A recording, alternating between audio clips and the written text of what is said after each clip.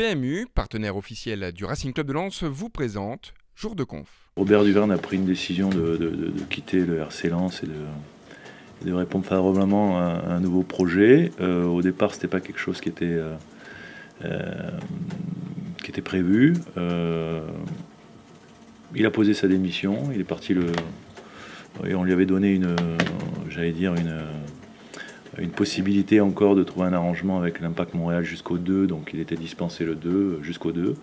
Le 2, il n'était pas à la reprise, on a pris acte et on l'a logiquement remplacé par Philippe. Donc c'est vrai que ce qui est plus important pour nous, c'est de voir la suite, de voir l'avenir. On est très heureux que Philippe Lambert, qui a un passé d'entraîneur et d'entraîneur adjoint de haut niveau dans des grands clubs, avec l'équipe de France et après notamment dans la formation des entraîneurs. Voilà, c'est, je pense, vraiment un véritable atout pour nous, pour le staff technique professionnel. Son nom a fait rapidement l'unanimité avec Sico et moi-même, donc ça s'est imposé logiquement et c'est vrai que quelque part, je pense que ça va être pour l'avenir quelque chose de très bien pour le club. C'est vrai que c'est un petit peu l'objectif déjà du mercato. Je crois qu'on a fait le bilan avec Eric, avec Sico, donc déjà de l'effectif. On a un effectif qui est quand même pléthorique. Dégraisser l'effectif, c'est pas pour dégraisser l'effectif, parce que quand on est entraîneur, plus on a de joueurs quelque part, bon, on doit se dire, au moins on est un peu tranquille, on dort sur ses deux oreilles, mais l'objectif c'est vraiment aussi de se dire qu'on a quand même une formation qui marche bien, le centre de formation, on a des jeunes joueurs, et on a envie aussi de donner de l'espace à nos jeunes joueurs. Donc c'est aussi dans ce cadre-là, de dire voilà, on voit que le petit Bianda commence à mettre le nez à la fenêtre, commence à jouer. Eric lui a donné du temps de jeu, et puis on aimerait qu'à l'avenir, il y en ait d'autres aussi qui puissent.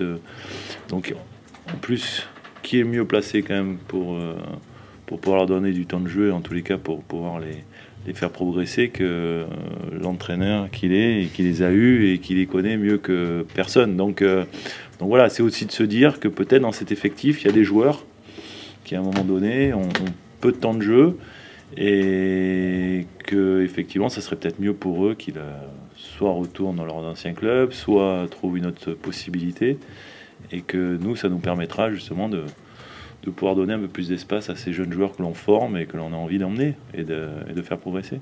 Moi j'arrive, je récupère une situation avec effectivement des joueurs importants de l'équipe qui sont éventuellement en fin de contrat à la fin de la saison, et je dis bien éventuellement parce que il y a des clauses d'année d'option automatique s'ils remplissent certains critères. On ne rentrera pas dans les détails. Donc ce sont éventuellement des garçons qui peuvent être en fin de contrat. Ça a été très clair avec leurs agents, il y a un mercato d'hiver qui arrive. S'ils ont des offres qui les intéressent et qui nous intéressent, on trouvera une solution. S'ils ont des offres qui ne nous intéressent pas et qui les intéressent, on ne trouvera pas de solution. S'ils ont des offres qui nous intéressent mais qui ne les intéressent pas, eh ben, on ne trouvera pas de solution. Donc ça veut dire qu'il y a la possibilité de tout. Et il y a la possibilité au 1er février, effectivement, de parler avec ces garçons-là pour éventuellement les prolonger. Parce que la vraie problématique d'avoir un garçon éventuellement en fin de contrat, c'est qu'il parte sans que le club touche l'indemnité. Donc moi, je déplore un petit peu cette situation-là. Mais je la subis et je vais essayer de la gérer du mieux possible pendant ce marché. Donc aujourd'hui, il est urgent d'attendre et de voir ce qui va se passer. Et on fera le point au 1er février, comme je l'ai dit, avec tout le monde. Donc c'est vrai que notre volonté et mon travail à moi aujourd'hui, c'est d'essayer de coller le plus possible au désirata d'Eric par rapport au groupe qui va avoir solo sa responsabilité et avec lequel il veut travailler.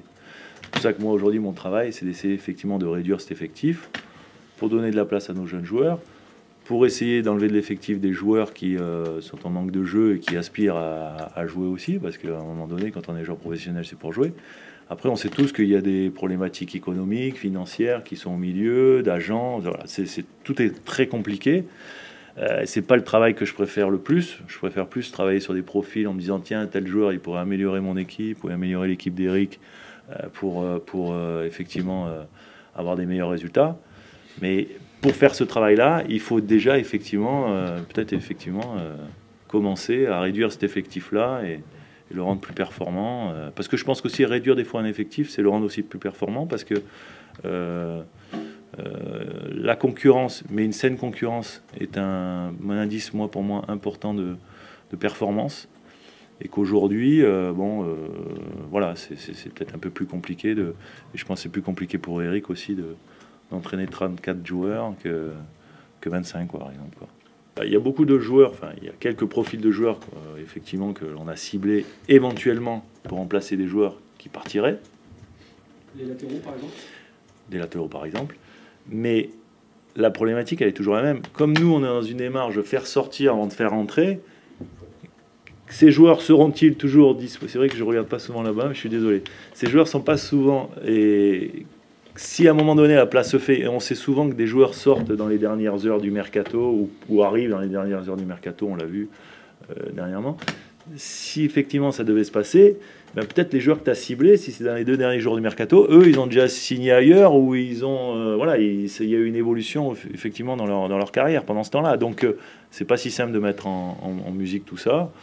On essaye de faire du mieux possible, mais bon, c'est quand même beaucoup de...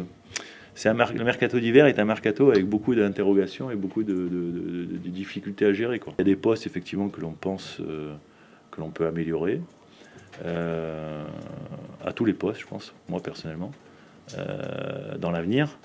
Maintenant, pour le marché d'hiver, il y a peut-être éventuellement 1, 2, voire 3 postes, mais ça dépendra toujours pareil des départs.